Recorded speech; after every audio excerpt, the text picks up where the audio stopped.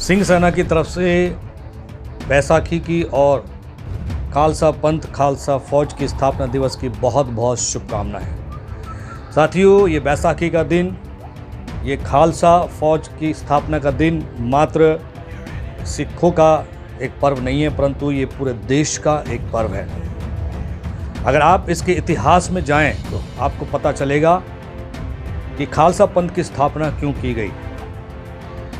गुरु गोविंद सिंह साहब सिख धर्म के 10वें गुरु, उनके पिता गुरु तेग बहादुर जी की शहादत के बाद ही खालसा पंथ की स्थापना हुई थी।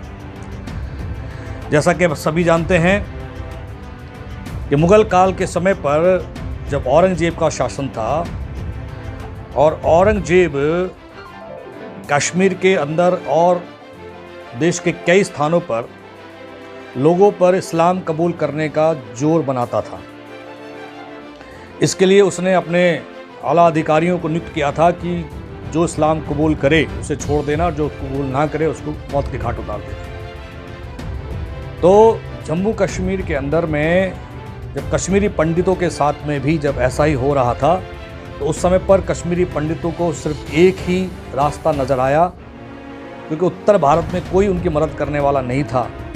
उस समय पर वे गुरु तेग बहादुर के पास में आए और गुरु तेग बहादुर जी के सामने उन्होंने अपनी इस बात को रखा। जबकि हम सभी जानते हैं कश्मीरी पंडित सनातन धर्म को, हिंदू धर्म को मानने वाले थे और गुरु तेग बहादुर जी सिख धर्म को मानने वाले थे। भले ही दोनों के आस्था का तरीका अलग अलग हो, लेकिन जब किसी भी धर्म के व्यक्ति पर अत्याचार की बात आती है तो सिख धर्म के हर व्यक्ति का ये फर्ज बनता है कि उनकी शरण में आए हुए लोगों की मदद करें। और ऐसी ही मदद का वायदा गुरु तेग बहादुर जी ने किया और गुरु तेग बहादुर जी ने बोला, ठीक है, मैं आपकी मदद करूंगा, आप चिंता ना करें, आप जाएं। उसके बाद गुरु तेग बहादुर जी ने औरंगजेब को संदेशा भेजा कि हम आपके पास आ रहे हैं, अगर आप में ताकत है तो आप हमारा धर्म बदल के दिखाएं, उसके बाद बाकी लोग भी धर्म कबूल कर लेंगे। उसके बाद औरंगजेब गुस्से से भर गया और उसने गुरु तेग बहादुर जी और उनके संगी साथी भाई मतीदास, भाई दयाला, भाई सतीदास, इनको गिरफ्तार किया और इनके सामने एक चुनौती रखी, एक शर्त रखी कि अभी भी वक्त है, या तो इस्लाम को कबूल कर लो या फिर अपनी जान को गंवाओ।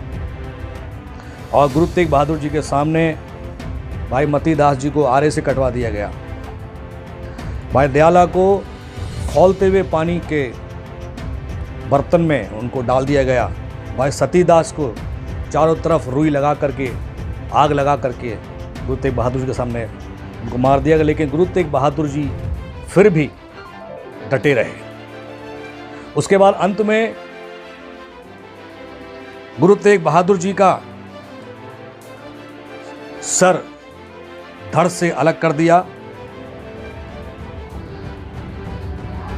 गुरु तेग बहादुर जी ने हंसते हंसते अपनी शहादत दी, लेकिन उन्होंने अपने ईमान को और अपने ज़मीर को बिल्कुल ना बिकने दिया, ना झुकने दिया।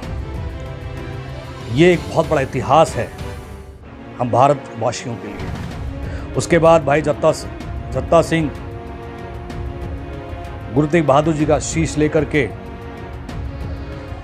आनंदपुर की तरफ दौड़े हैं और जब वे सोनीपत तक पहुंचे, हरियाणा के सोनीपत तक पहुंचे, उनके पीछे मुगलों की फौज लगी हुई थी। उस समय पर वीर कुशाल सिंह दहिया ने अपना सिर काट करके मुगलों के हवाले किया और कहा, जत्ता सिंह को जाने दो। तो इस तरीके से खालसा पंथ के पीछे का जो उद्देश्य था वो यही था। जब गुरु गोविंद सिंह साहब ने ये अच्छे से समझ लिया कि अब लड़ाई लड़े बिना, फौज बनाए बिना जो है काम नहीं चलेगा, तो उन्होंने 13 अप्रैल 1699 को बैसाखी के दिन खालसा फौज, खालसा पंथ की स्थापना की है और एक संकल्प लिया कि अब हम अपने लोगों के साथ में, अपने देशवासियों के साथ में कभी भी इस प्रकार का अत्याचार नहीं होने देंगे। तो अब आप ही बताइए कि बैसाखी का दिन, ये खालसा फौज की स्थापना का दिन सिर्फ एक विशेष वर्ग के लोगों का अर्थात सिख पंथ के लोगों का कैसे हो सकता है? ये पूरे देश के लिए है, क्योंकि पूरे देश का इतिहास इस पर निर्भर है। तो एक बार फिर से आपको बैसाखी की 13 अप्रैल 2024 की बहुत बहुत शुभकामनाएं। खालसा पंथ के स्थापना दिवस की बहुत बहुत शुभकामनाएं।